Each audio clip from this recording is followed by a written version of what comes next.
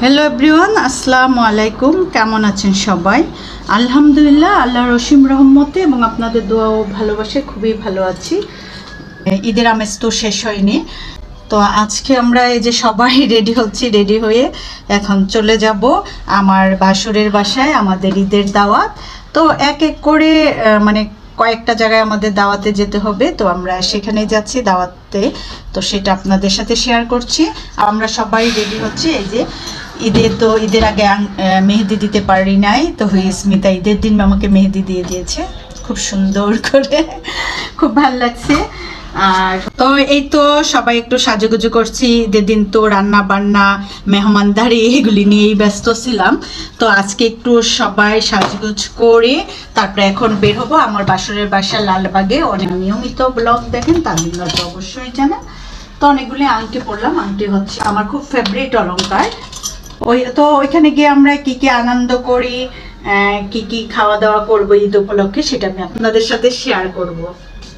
তো এই যে অনেকগুলি আংটি পরেছি আমি। অবশ্যই 5-10 আঙ্গুলে আংটি পরতে খুব পছন্দ করি। আংটি আমার আগেই বলেছি অলংকারের মধ্যে আংটি হচ্ছে খুব ফেভারিট।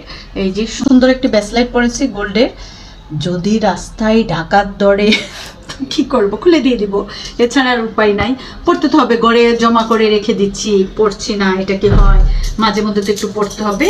আর এখানে অক্সি কালারের এই যে চুড়ি পরেছি, আর একটা রয়েছে। চুড়িগুলো খুব ঝনঝন বাজছে, খুব ভালো লাগছে। যেহেতু ঈদের সাজে একটু তো সাজতে হবে, ঈদের দাওয়াতে যাচ্ছি তাই।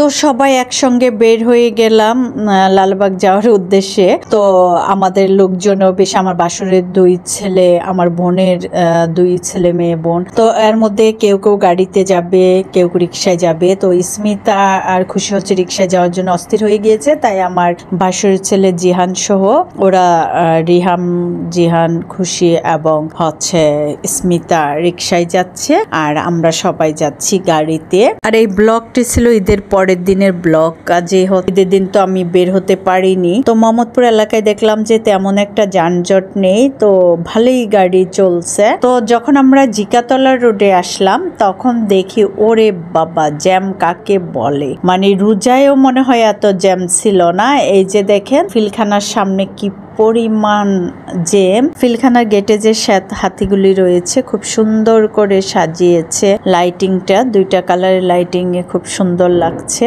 আর জিকাতলার সম্পূর্ণ রুটটাই ছিল প্রচুর জ্যাম। তারপর যখন আমরা নিউ মার্কেটের সামনে যে রুটটা ওইটা আসলাম, দেখেন ওইটা কিন্তু ফাঁকা, একদম ফাঁকা না হলেও বেশ অনেকটাই ফাঁকা, এখানে কোনো যানজট নেই।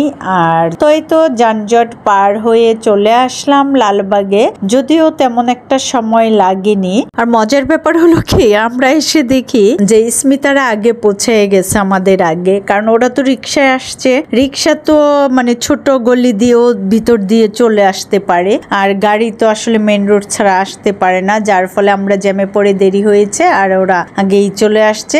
এই যে দেখেন আসার সঙ্গে সঙ্গে সবাই বসে গেল অন্য কার্ড খেলতে। তো এটাই বাচ্চাদের মজা, সব বাচ্চারা যখন একসাথে হয় তখন ওরা খুবই আনন্দ হয়, বিভিন্ন ধরনের খেলা, গল্প গুজব, আন্তঃসব নিয়ে মেতে থাকে। আর বাচ্চাদেরকে হাসি খুশি আনন্দে দেখলে খুব ভালো লাগে। তো আমরা তো আস্তে আস্তে লেট হয়ে গিয়েছে, 8টা 8:30 মতো বেজে গিয়েছে। গল্প গুজব আড্ডা দিতে না দিতেই বেজে গিয়েছে 10:30। কাজে ভাবি তাড়াতাড়ি খাবারগুলি সার্ভ করে দিল টেবিলে, কারণ স্পন্দনেরা আব্বু আবার 10:30টায় খাবে বলেছে। তো ভাবি কি কি রান্না করেছে আপনাদেরকে দেখায়। খুবই মজার একটি ফিন্নি করেছে, আর ভাবির হাতের এই ফিন্নিটা খুবই মজা, আমরা তো খুবই লাইক করি। খাসির রেজালা, বিফ কারি, নদীর পাবদা মাছ একদমই তরতাজা, আর দেশি মুরগি রোস্ট, হাঁসের ডিম বোনা, রংপুরের খুবই বিখ্যাত একটি আলুর নাড়া বলে, এটা তো আমার খুবই পছন্দের একটা খাবার। রংপুরের সব খাবারের মধ্যে এটা আমার খুবই ভালো লাগে। আর ছিল জাফরান পোলাও, সাদা ভাত, মিক্সড সালাদ, লেবু এবং ড্রিঙ্কস তো রয়েছেই, এটা আর বলতে। আর এই সব কিছু রান্না করেছে এই যে আমার মেজুজা, ওনাকে খুব গুণবতী কন্যা, ওনার রান্না খুবই টেস্টি। উনি অবশ্যই পেশায় একজন টিচারও। আর ভাবির হাতের এত ইয়াম্মি ইয়াম্মি খাবার সামনে রেখে বসে থাকতে পারলাম না, সবাই একসঙ্গে খেতে বসে গেলাম। সবাই কিন্তু তার রান্নার প্রশংসা করছে এবং আলু নাড়াটা আমাদের বাসায়, যেমন আমার বোনের ছেলে মেয়েরা এই প্রথম খাচ্ছে, ওদেরও খুব ভালো লেগেছে। তো এই তো আমার মেজু বাসুরও চলে আসছে। তো আমাদের খাওয়ার পরে যে আমাদের একজন গেস্ট রয়েছে সুইটি, খাবারগুলো অনেক টেস্ট, এজন্য কোনটা রেখে কোনটা খাবো বুঝতে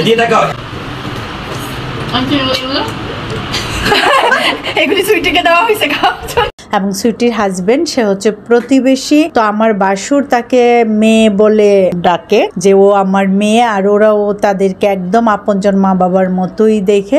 এতক্ষণ খুব মজার সময় কাটিয়েছি। এইদিকে রাত 12:30 বেজে গিয়েছে। আর এই যে দেখেন স্পন্দনের বাবা খাওয়া দাওয়ার পর রেস্ট নিচ্ছে, খুব মজায় আছে, ভাইয়ের বাসায় আসছে। তো এই তো এটা হচ্ছে ভাবির বেডরুম। ভাবির অবশ্যই একটাই ছেলে নিলয়। তো যে রুমে ওরা খেলছিল কিছুক্ষণ আগে দেখাচ্ছিলাম, সেটা নিলয়ের রুম। ভাবির বেডরুম থেকে এই জায়গাটা আমার খুবই ভালো লাগে। এখানে বিশাল একটি মাঠ নিচে, কাজেই ওপেন স্পেস দিয়ে এত বাতাস আসে। সবাই তার মেজুমার কাছে চলে গেল, মেজুমার সঙ্গে একটু পিক নিল, ভিডিও করে নিল। আল্লাহ হাফেজ, আবার আসবেন আমাদের বাসায়।